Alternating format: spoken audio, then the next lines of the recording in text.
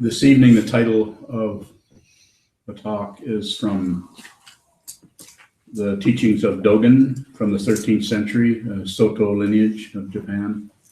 And his book, Shobogenzo, The Treasury of the True Dharma Eye, was a long teaching. He was quite a writer, teacher. And I think he died when he was 53. Is that true? 53. But he accomplished quite a bit, and he's the founder of this particular lineage of Buddhism, Zen Buddhism. So every day at noon, we have what's called footsteps. Is the name that I gave to a book study that we do every day at noon here at Sokokoji. And every Wednesday, that's the book we study out of, is amongst 6 or 7 other books. We study Shobogenzo. And there was some questions about that, and Unyo thought that might be a good topic for a talk today, this evening. And that topic was? Practice is realization. Practice and realization. So practice meaning practice, coming to the cushion, chanting the sutras, working in the Zendo, functioning as a person who has a strong interest in studying the teachings of the Buddha, studying the teachings of Dogen Zenji for that matter. And what Dogen is saying is meant to interrupt our tendency to go into this and that. Now I'm beginning, and later on I'll get there. Or not, this is just beginning, but later on I have to, after I work for a long time, then eventually I'll get to the fruition of the goal. Sometimes this is called threefold logic or ground, path, and fruition. Ground is we're suffering, and so we want to do something about it. We're having difficulties. So the path, in this particular way of looking at it, is, you might have another path, is meditation. And the fruition is end of suffering. And so these are not just concepts. If you notice, we can use concepts and talk about something, but when we're using concepts, the concepts are helpful in that they help us point to or look at particular ideas, but they are not the ideas themselves.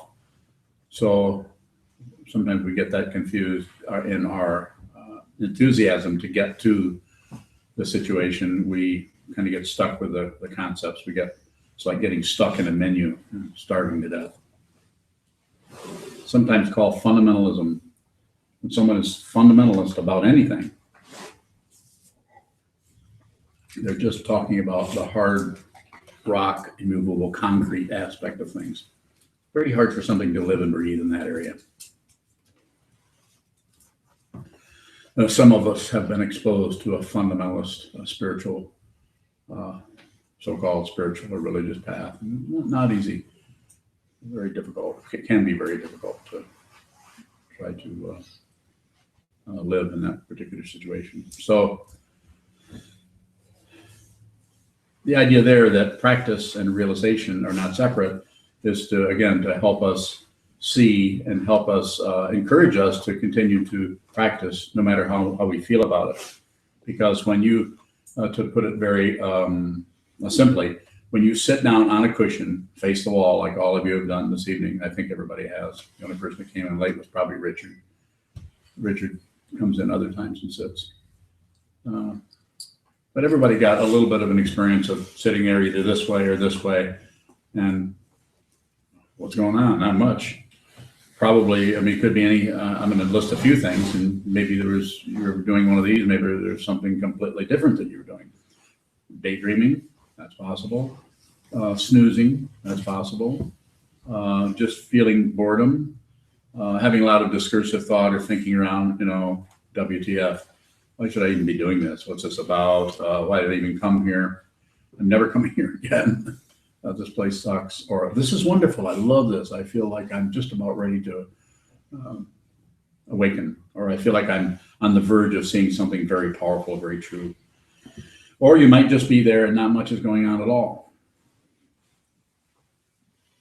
And when I say not much, there's always something happening.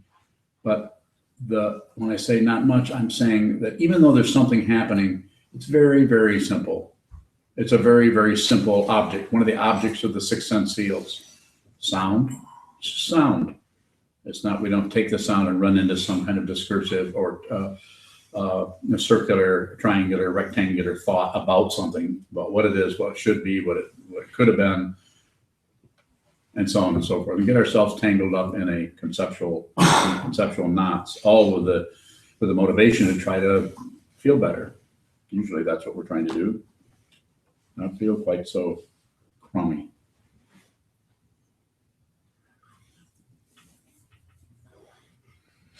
So this way of teaching is at once relative and absolute at the same time. It's a way of talking about it that you really can't do. You can't talk this way unless you understand it. You can't just read Dogen and hear what he says and then just repeat what he says. Because if you repeat what he says without understanding it, it's something that's a little fishy about that. Of course, you could say, Dogen says this and this and this. And then someone might ask you, well, what does he mean by that? And then you may have to say, I'm not really sure. But you could also say, I'm not sure, but something about it is inspiring to me. And that is what it is meant to be. It's meant to cast a little bit of doubt into that area of your very pragmatic, self-centered, shall we say, ego mind, a little monkey wrench in there, where you can't quite make sense of that, but there's something about that magnetizes you and brings you towards it, makes you want to know more, makes you want to understand more about that. So when we say practice and realization are not different, this does not mean they don't have differences. Of course, they have differences, but we all know that. But when we say that practice and realization are not different or that they're the same, we're saying that when you sit down, your relative situation of sitting here with the six sense fields, body, speech, mind, the five skandhas, or whatever fancy way you want to talk about. There's all kinds of structures for this. When you sit here with this, pardon me,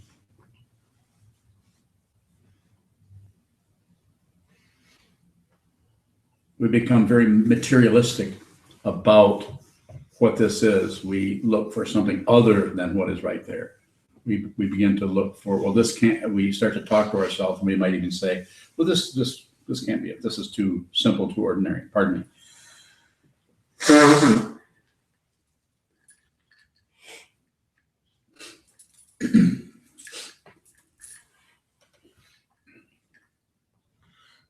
So what this teaching is saying, what this his way of talking is basically saying is that if you sit still, hold very still, and watch, observe what is happening long enough and with enough sincerity and enough intention that your discursive, chattering mind of I like it, I don't like it, it should be, it shouldn't be, I should have done this, I shouldn't have done that, I want more of this, I want less of that. You know how the mind goes. You can't stop it. If you try to stop it, it fights back. But if you can sit down and not add any more fuel to that, then it will slow down.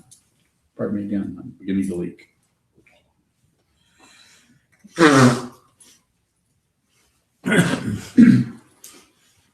So then what can be seen is it's like saying there's another dimension, but it's not really separate from this dimension. If it's like another dimension, then it's like going away from this into some other kind of fancy world of success or a good feeling, or in Buddhism this is called a God realm. The difficulty with that is they don't last. It might be a little bit of a happy pill for a while to get you out of the difficulty you're having, but it won't last. Just like drugs or all of the other conventional ways, whether they're illegal drugs or illegal drugs, whatever you do will not last. Everything comes to an end. Realization does not come to an end. And the reason it does not come to an end is it has never started up.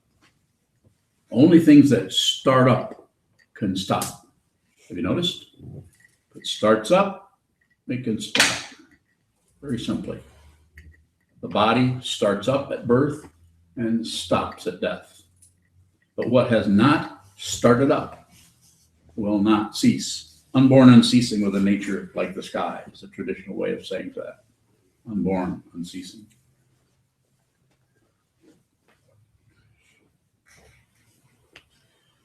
And what's being said, again, is holding very still, just observing the way things come and go and come. The very nature of the way things come and go and come and go.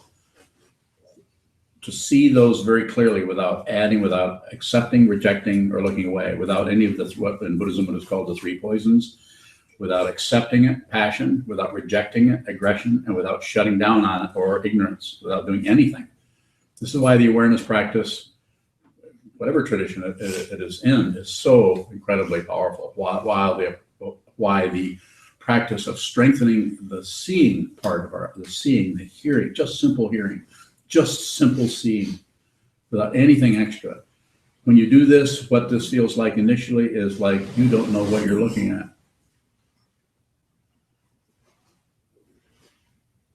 I'm not saying that you necessarily feel completely lost, but you're just about a quarter of an inch back from actually naming it or judging it or accepting or rejecting or doing anything. It begins to leave the whole, your consciousness, your awareness, that part of your being begins to transcend this relative world. It does that somewhat when we go to sleep at night. Have you noticed that? You go to sleep and you dream. You enter a totally different world. And while it's happening, that's real. You don't think, gee, I wish I would wake up. I don't like this nightmare. Although sometimes we have what's called a lucid dream, and we do think that I've got to wake up. This is terrible. How can I wake up? Where's the alarm clock? So, coming back to the very simple situation of practice, stop, hold still, sit down, spend some time, an hour a day, or in the ancient times, it was probably a lot more time than that. And even at this monastery, it is 6.5 hours a day of scheduled meditation every day at this temple, and almost that much on weekends. And if you wanted to do that, then the structure is here for that. If you don't want to do that, then do something else. Your karma, your life, your propensity to go this way or that way should be trusted. There's nothing here to sell. I'm not here to promote anything. But if you're suffering and you say, so what should I do with this? I'll say, well, since you're asking. So if you give me permission, then I'll say, but I won't try to leverage you into doing something just because I think it's helped me or helped others that I know. But not for sale. Each person's spirit, consciousness, soul, whatever dynamic you want to call it, whatever name you want to give to it, is completely autonomous and needs to be respected. At the same time, it's not separate. That's why it's so incredibly miraculous and amazing. If you begin to see it, you realize that you're totally your own being, and you're not separate from anything, anywhere, at any time. The realization of this, my way of talking about it, is equivalent to the fancy Sanskrit word, combination of words, Anuttara Samyak Sambodhi, or Buddha nature, Buddha mind.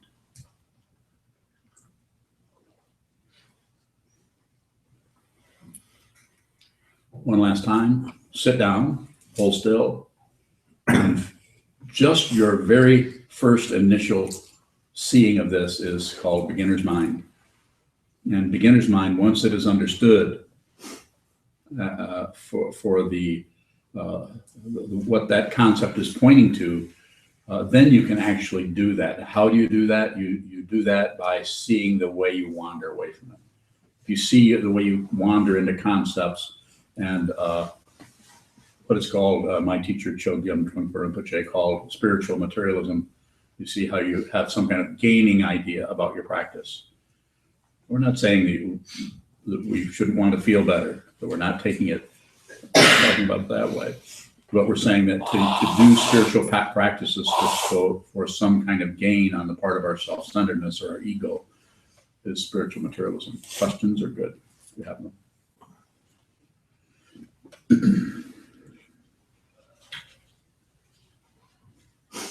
I'm curious about when he says that just taking this posture is enlightenment. Yes. Is realization. How is that so? So the way in which that is so is, first of all,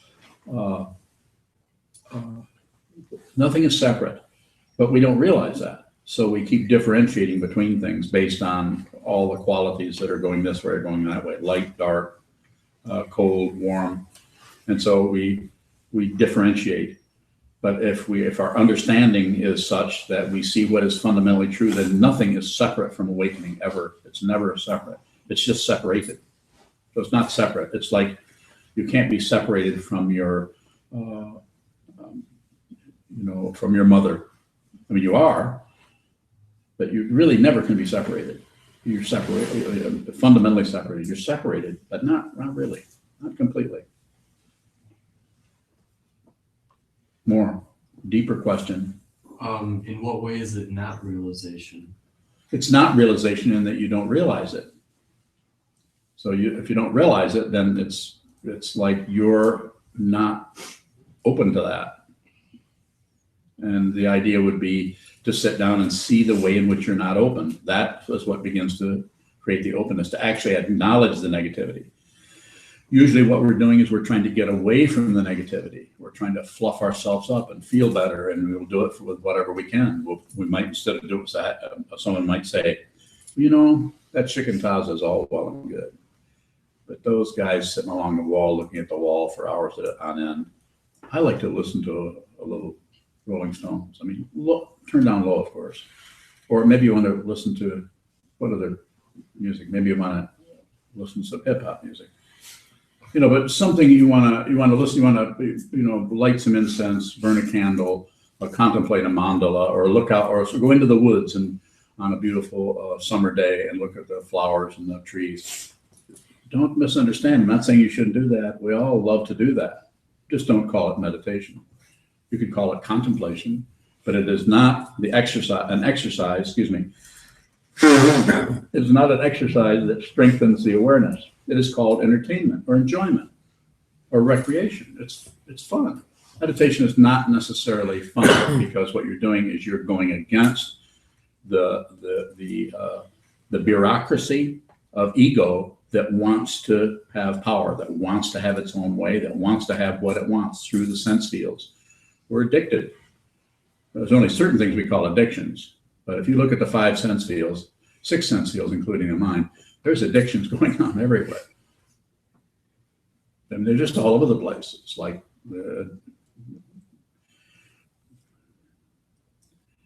we get addicted to overeating. We get addicted to oversleeping. We get any one of those, and we don't want just a little bit of it. We want a lot of a particular thing. Even like golf. Too much golf. Bad for your awareness practice. And it's not. If you feel like you should do that with your life, then you should. I wouldn't argue at all with you about what you do with your life. I'm only talking to people that I have permission to talk to. Not promoting anything. There are people that live, most of the people live in Battle Creek, don't even know there's a Buddhist temple here. We don't advertise at all. Sitting down, it tends to be really ordinary. Yes. Do we stop struggling to get something other than what we had in our life? Yeah, that's a good question. How do we stop struggling to get something other than what is actually going on? And so to go right in that direction, first to see, as you're asking the question, so you realize that there's some realization going on there already. And quite often people get wound up in that such a way that they're not willing to stay with that. And so I'm saying what you would do is by having understanding the instruction, which is to hold very still and not do any math. Don't add, don't subtract, don't divide, don't speculate, don't do anything. When you get up off the cushion, then hang out, do whatever you want to do. Run around in circles, go play golf, Go sit in the library, read books, watch television, do whatever you want to do. But when you practice meditation, sit down, hold very still, keep all the senses open, just see what happens. It's like every time you sit down, just see what happens. Third time, fifth time, 300th time, 1,200 hours of meditation, sitting down, just see what happens. Beginner's mind. True meditation, as it is taught in this tradition, is you will never get to be a good meditator. If you do, then you should come and see me. I would like to talk to you about it. So if your mind starts to wander or you get bored, then it's still meditation as long Yes. as you're, I see. Exactly. Here is the way you can meditate from now for the rest of your life without ever having any more instruction. There might be one time something might happen that you might want to check it out with somebody else. But I could say you could probably spend the next couple of years, sit down, hold still, keep all the senses open, and just observe. That simple. And what you observe might be that you're starting to add, but if you're observing it, that will back off because you'll keep it, you'll just stay in your sense fields. If what is arising in the sense fields in your mind is like a daydream that takes you right out of the room, and for the next 20 minutes you're sitting here, but you don't even remember being in the room. You were in at Coney Island, or you were at Fenway Park, or you were at, there's still a Fenway Park? You were at, they haven't torn it down yet. So, or you were thinking about something you were going to do, or a job interview, and you're all wrapped up in that, and the next thing you know, the bell rings, and suddenly you're back here, and you're in this present day body mind, and you've left that daydream that you totally constructed.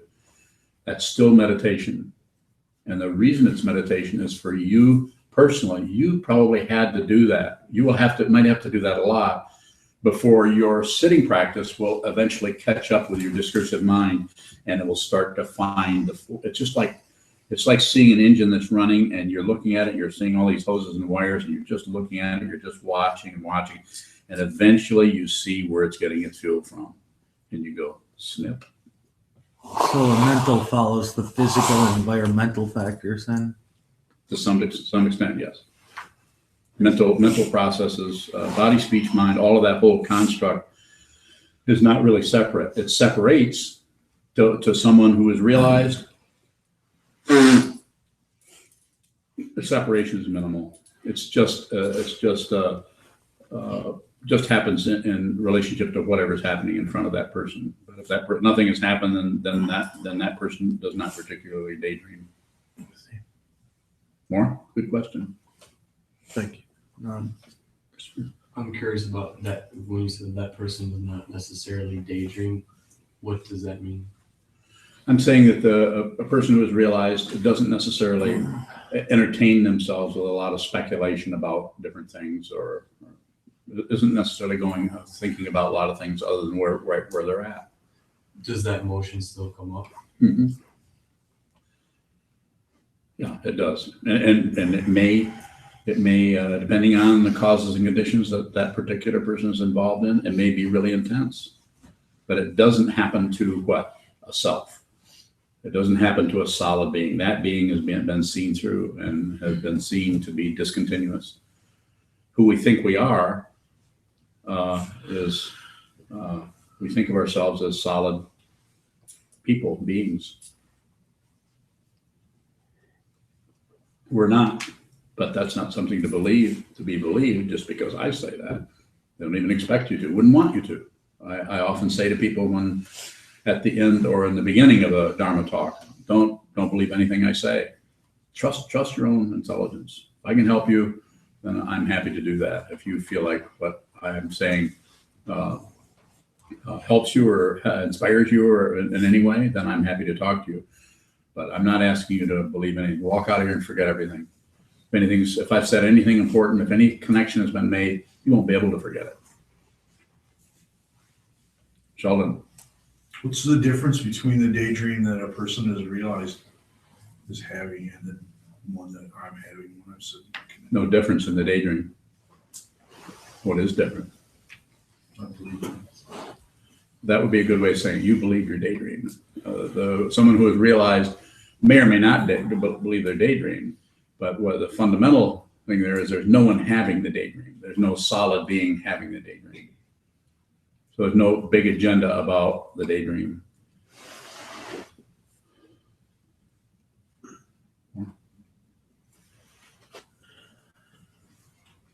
Yes. What is it to be realized? To not be at war with anything. That's a simple way of saying it. I can, if you ask a different question, you ask me a question, say that would be a really strong way of saying it, because most people are fighting with something. Most people, if you think, if anybody in this room, think about something that you're not in agreement with and you'd like to get rid of, or you'd like to push, or you'd like to kick out. You'd just like to get rid of this certain thing, then everything would be cool. There's always something that we want to get rid of, whereas someone who is realized is no longer a solid, separate being. There's a beingness there. There's still a voice operating. There's still they still have to eat, sleep, if they're embodied. I think that would be a simple way of saying it.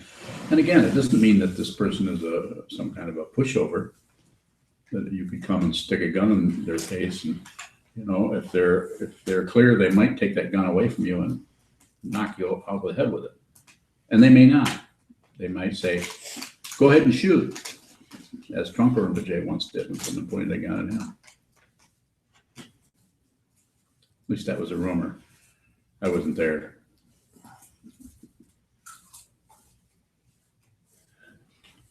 So Yes. is realization what we are striving for in practice? Well, I think people could talk about this different ways. I think the reason we all even look at something like this at all is we hear about meditation, or we hear about Buddhism, and we hear stories about it, come at it so many different ways. And so then we hear about that the Buddha, the very word name Buddha, means awakened. The awakened one comes from the root word Bud, Sanskrit word, which is to awake. Pardon me again. And the Buddha was the awakened one. So what did he awaken to or from? He awakened to several things. He awakened from delusion, and he awakened to not separate. Nothing is separate from anything. But you could also say that even the delusion is not separate. So this makes it very challenging to ego mind, because ego mind has the idea, the presumption that it feels this, which most presumptions we feel that they're true. If you know that a presumption is not true, you stop having it. It's untrue. But people generally think that we need to be free of any delusion or any confusion or anything. We need to have all the negativity gone before we can be happy. Or There's a question from Shane. from Shane, okay. Shane in San Clemente, California. He asks, this realization stuff is complicated. Does it ever get any easier to understand? No, it's harder. Does it ever stop twisting your mind into knots? What will happen, and this may help and it may not, is you won't care if it twists your mind into knots or not. Knots or not. Knots or not. You won't care if it twists your mind into knots or not. You won't mind. You may still get twisted in a knot, but there's no solid being anymore. So your preference for being one way or another way is gone, and you just notice that it's like getting on buying a ticket for the Total Whirl. You know what I mean? Total Whirl. You know what that is? It's a ride that spins around like this, and then you get on. You realize you really got on the, what do they call that? The death ride. What is that? You got on the wrong ride. You got on the, what is that roller coaster that goes? What's that called? The death ride. You thought you got on the merry-go-round, but you actually got a ticket. But someone who has a strong agenda about everything is going to be really, really upset about that, and might even kill themselves trying to avoid going on that ride. Whereas someone who is clear about what this world is will just get on the ride. They'll get, or not. They might not. They might say, "Oh, wrong ride. Get off. Jump over the railing. Punch the ticket taker." There's no way to know. There's no way to predict anything. Yes. Send shoot. Do you have addictions? Do I? How do you define addiction? Well, the more subtle addictions. I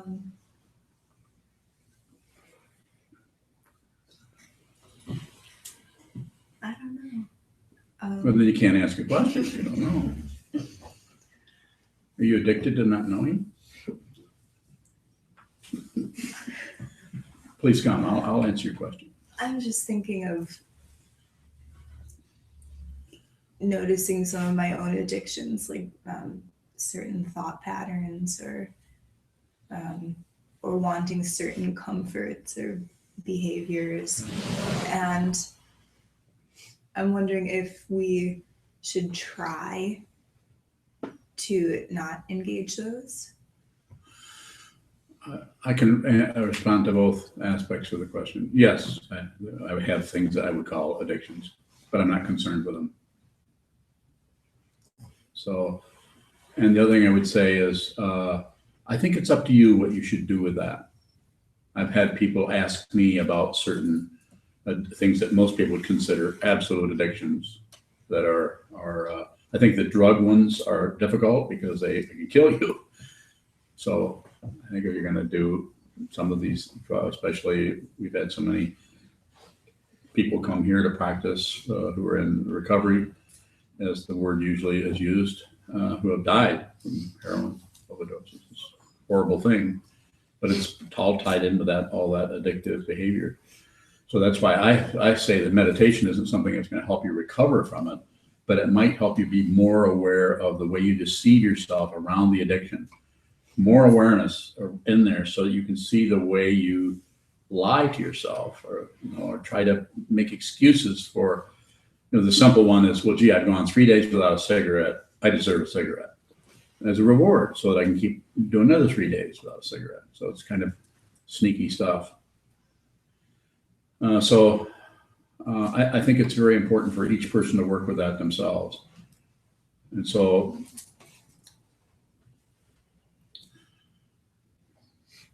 I think if it's something where it's bothering you because you notice that you keep doing something, you can't stop doing it.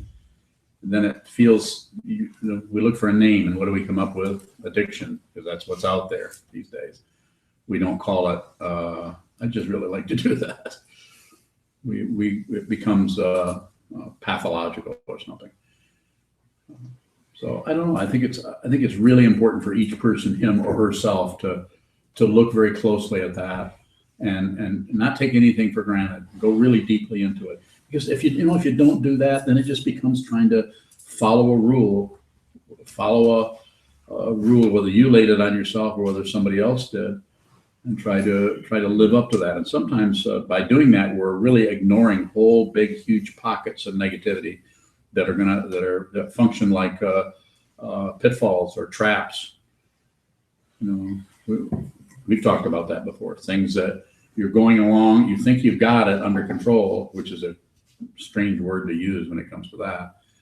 But what seems to be more important is to have so much awareness that you're not tricked into deceiving yourself again, and to go into a bad neighborhood. You see it a long ways away.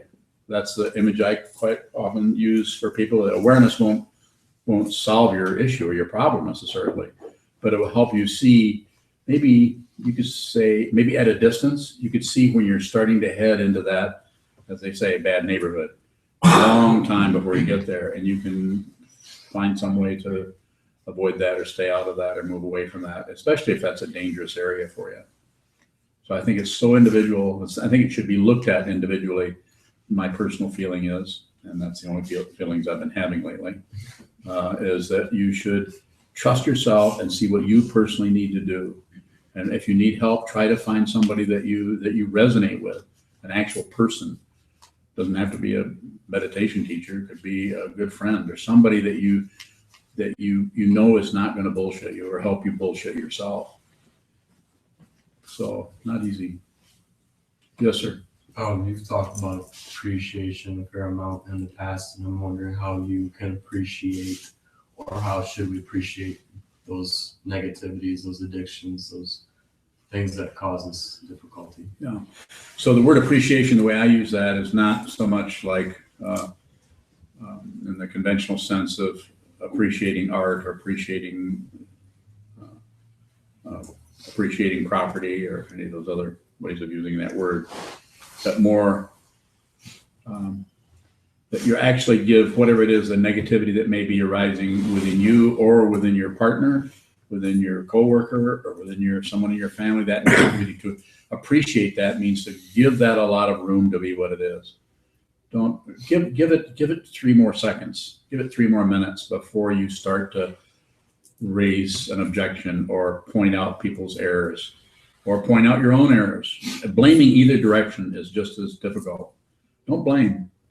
And then you won't have to worry about that other big fancy word, forgiveness. Much easier, just don't blame.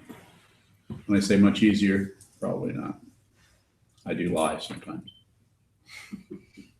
I heard you refer to the term sixth sense a lot. Would you say that complete awareness is equal to having your sixth sense awakened? When I say sixth sense, I'm talking about the sixth sense feels. So not the sixth sense. Oh, I see. Yeah, I'm talking about sense of touch, sense of taste, sense of thinking, sense of smell, sense of sight, sense of sound. Those 6. That those are all receiving, they've been purified. When they say they've been purified, of course, maybe not purified in the conventional sense, but pure in the sense that they take things as they are. Whatever arises, that's what it is. And if it changes on its own, that's different. But we don't add a bunch of ideas or concepts to it. That's what I'm saying. How is thought a sense? You're here. Are you receiving this through your what sense receives that? My vision and my hearing, Okay, your vision, your hearing. Anything else? my perception of it occurring. Okay, is that thought? Okay, so you're receiving sight, you're receiving sound, and you're receiving thoughts. You can't have that thought without doing that. You can't just you can remember it, but we don't create thoughts. Looks like it though. We don't really create them. They are created, and we modify things. When thoughts arise, we change their shape somehow. When sounds arise, we change the shape by interpreting the sound, by really liking listening to French horns or something like that is really beautiful. So we want to hear French horns, but we might not want to hear garbage cans being banged against the side of a big, rusty, old, dirty, smelly truck. There's a sense of smell at 5 o'clock in the morning, right outside our door, even though we're paying someone to torture us. So it gets very convoluted, very complicated after a while. More on that question.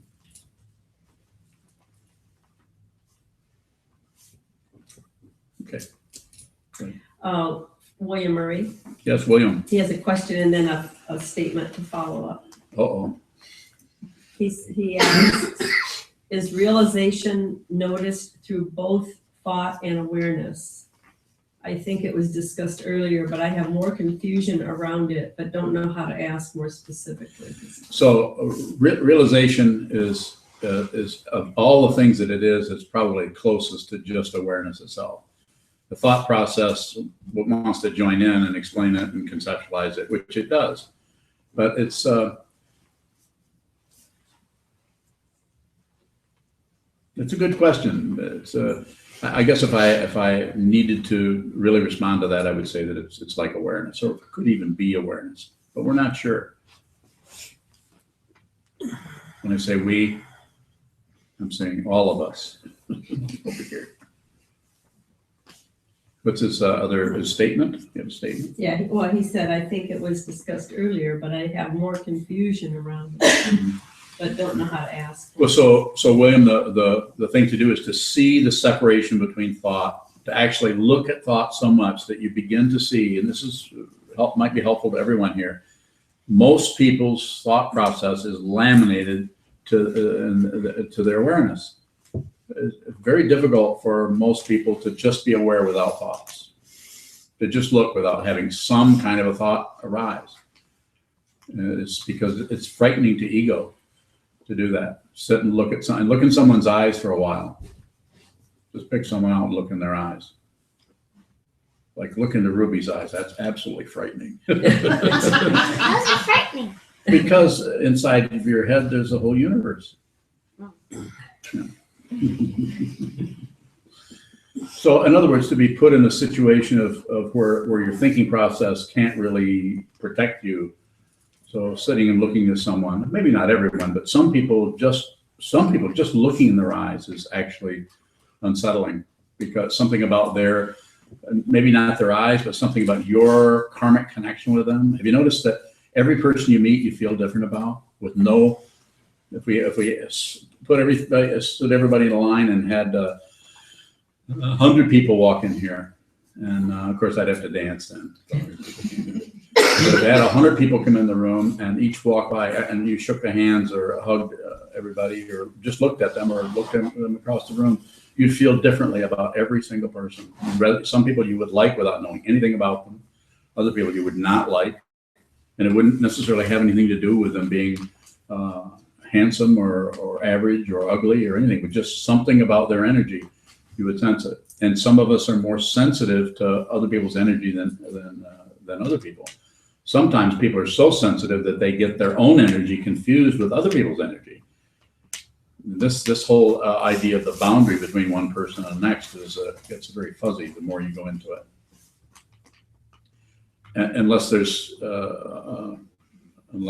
some kind of fear here, then you can get paranoid. About people are thinking about your.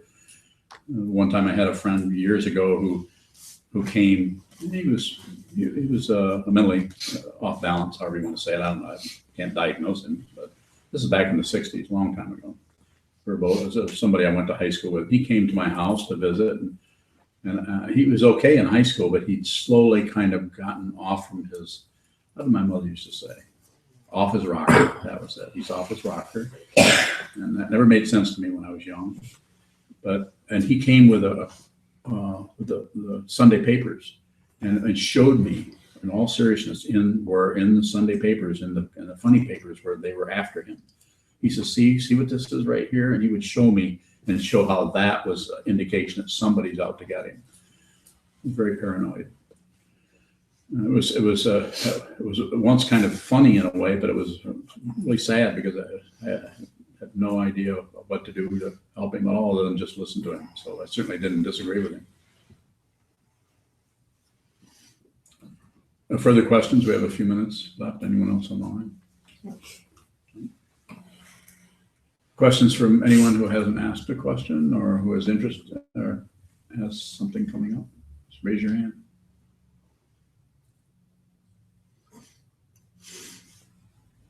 Yes. Back to the practices realization. So Yes. when we sit down and look at the wall and things arise, is that realization? Yeah,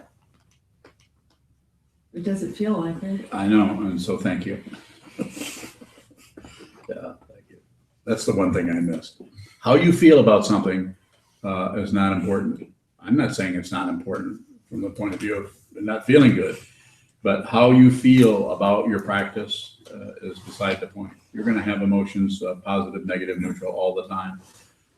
Don't accept them, don't dismiss them, and don't ignore them or look away. So how you feel about it, it's quite confusing because we're so used to using our feelings as some kind of a guide. And it's not that we shouldn't, I'm not talking about shutting down on it, but I'm saying just be a little bit more tentative about your believing in your thoughts or your feelings or your thoughts. They may not point, because the causes and conditions that make up your particular mind, your karma, are unseen. It's like the roots of a tree. I mean, it's, we're looking at centuries and centuries of being human beings. This is not your first time being here. Well, there might be somebody in here it's your first time, but I doubt it. You've been doing this over and over and over. And we just have amnesia about all those past lifetimes. So, and this is not something you believe or disbelieve. Don't do anything with it, but consider it. Consider it. And there's no way you can see that. And who you actually are is not separate from all those lifetimes.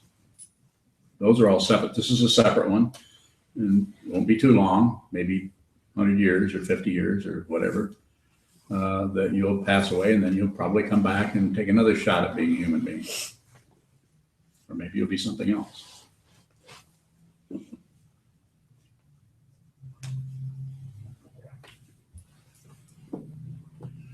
So when I say it doesn't matter how you feel, of course, I'm not saying that you should be just some kind of a unfeeling or get to go to war with your feelings, but notice that the feelings are they come and they go. The very thing that you have a feeling about doesn't do anything. I mean, perhaps, but your feeling about it will fluctuate and change. Just like all of you have been in a relationship, which everybody has here except Ruby. Ruby, you got a boyfriend? Okay. So, but you'll notice that even that changes. You'll think, oh, I'm going to love this person forever, or I'm going to be, or this is going to happen, or that, and it just changes. It's like things change. So don't put too much stock in the feelings. Other than the one thing you should do with feelings is feel them deeply. Allow your feelings to go all the way through the floor. Feel everything as strongly as you can, so you don't have to feel it again. Yes. A question from Sokuzan. She asks, if thoughts and actions are choiceless, then how can there be discipline when it comes to practice?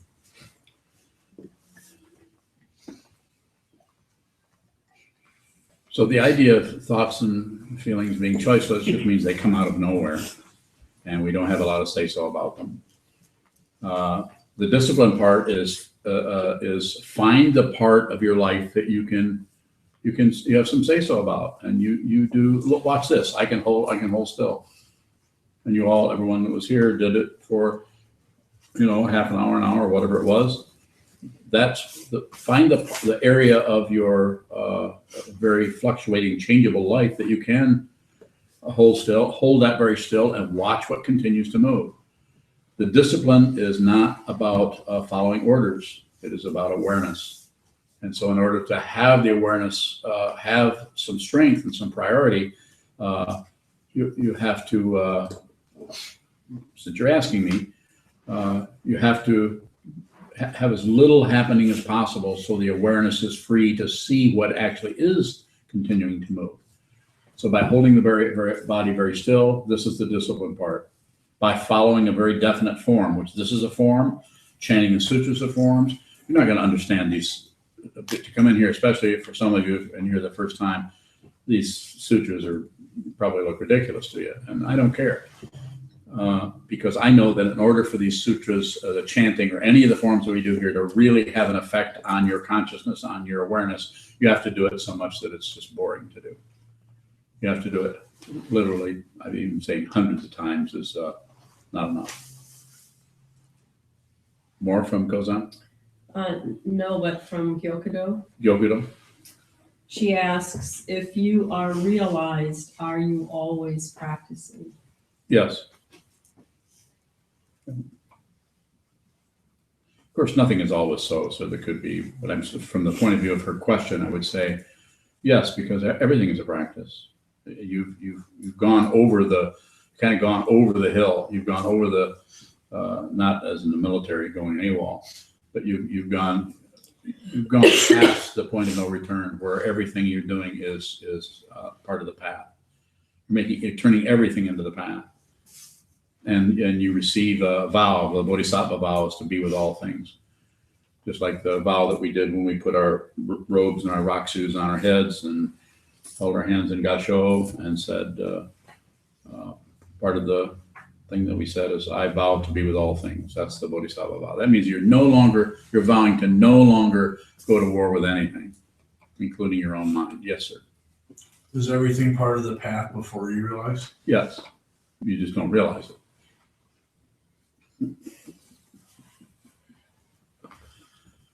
Yeah, there isn't anything but the truth. Unless it's a lie. That makes it more difficult, you know. Yes. A three-pointed question from Crystal. Yes. Crystal, what are you doing watching me? She asks, is there anything Sokuzan has to say about engaging in fetish-like activities that calm neurosis? Do they? In my case, it seems to be moving constantly. People say I need to stop, but I feel strangely calm when I am moving. I like it. When I am Moving, moving? I like it. Am I crazy? So is she, well, of course she's crazy. She didn't have to ask me that. But moving, and when she's sitting, moving, can you gather what she means? People say she needs to stop moving. I'm not sure. Her initial question, is there anything you have to say about engaging in fetish-like activities that calm neuroses? Well, she's already making that statement that there's neurotic energy that she feels is calmed by certain activity. And I would say as long as there's a lot of awareness there, then, I wouldn't change that. But it would mean, like, if Crystal, if you're talking about you're sitting still and you're making a lot of motions or you're doing something, I mean, fetish-like activity while you're sitting might be twiddling your thumbs. Like that would be almost unnoticeable almost. So I'm not sure if that's what. Okay. What is it? She came back and clarified. Yes. She said moving house from Brooklyn to France to Rhode Island, etc. No, she should not. No, I'm serious. I can. For Crystal and Christopher, I would say you should continue to move. No, that's a big misunderstanding of people that are around you. I feel very, very strong about that. You might have to do that. People have the idea that, well, you should do this, then you should stick with it, or you should do that and you should stick with it when it comes to something like that. And I don't know if it's a fetish. I could talk to her at some other point about that, but go ahead. Yeah, her last statement is, no, I can sit still, but I move houses. Well, then, seems like you got it covered. And then she said, hearts and little plum there at the end. Yeah. So, and I would say, and that applies to other people too. If there's something that is happening in your life that seems to be pulling you this way or pulling you that way, back and forth, and you don't seem to have, your life doesn't look like other people who are watching you or your friends and say, what is up with that? You keep, well, why don't you do this? Why don't you do that? Or tell you need to get out of that relationship. I don't know. I don't know about that. I'm really saying you really need to look deeply into this. It's not, the relative truth isn't just in this room. It goes way through the floor into on and on and on and on. So if you're doing something, especially if you feel like you can't help it, you need to do this, then you should do it. And of course, this may may present problems to people who are working with addictions. Awareness is king. Awareness is queen. Awareness is primary. Your thinking process won't work. It's too circular. It doesn't see the big picture. Only awareness sees the big picture. So, sit a lot. Any other questions before we dedicate to Mary? Okay. We can dedicate to Mary. Finishing my picture. Wait. Here's a picture.